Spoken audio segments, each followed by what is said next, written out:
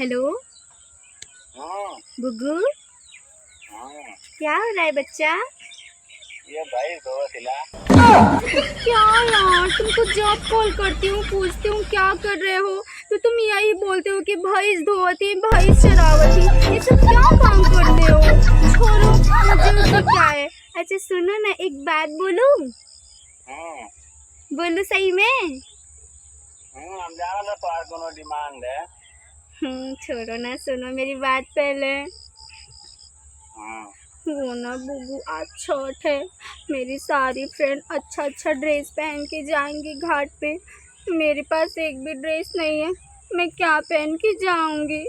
तुम्हारे बुबू को सभी लोग देखेंगे। रुका, अच्छा अब 2 घंटा में भैंसिया बेच के तो हो गए दे सिला। क्या? 哎呦我的妈！